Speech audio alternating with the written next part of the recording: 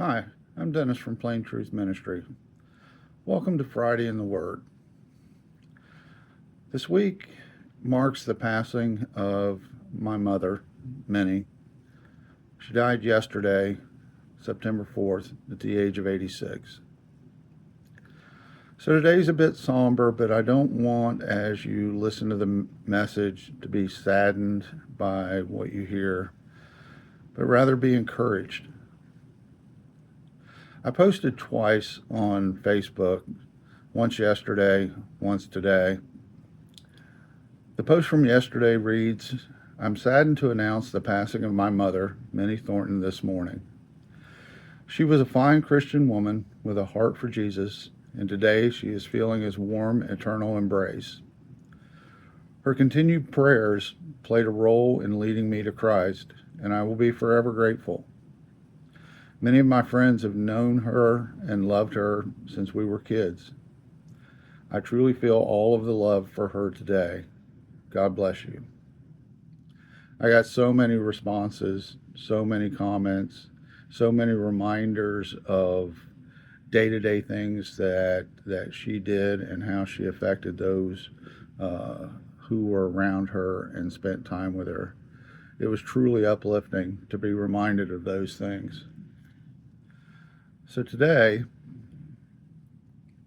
I posted, "I wanted to thank everyone for taking a moment to send love and prayers for my mother, Minnie Thornton's passing.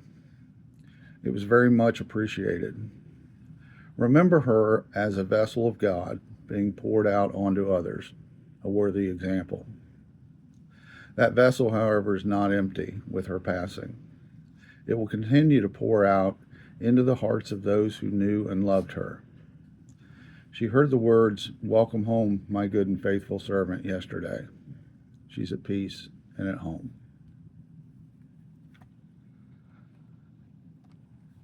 The message today comes from 2 Timothy. Toward the end of 2 Timothy, Paul is talking about his own end. And in chapter 4, verse 7 and 8, he writes, "I have fought the good fight. I have finished the race. I have kept the faith. Finally, there is laid up for me the crown of righteousness, which the Lord, the righteous judge, will give to me on that day, and not to me only, but also to all who have loved his appearing." My mother was one of those, and she finished her race yesterday.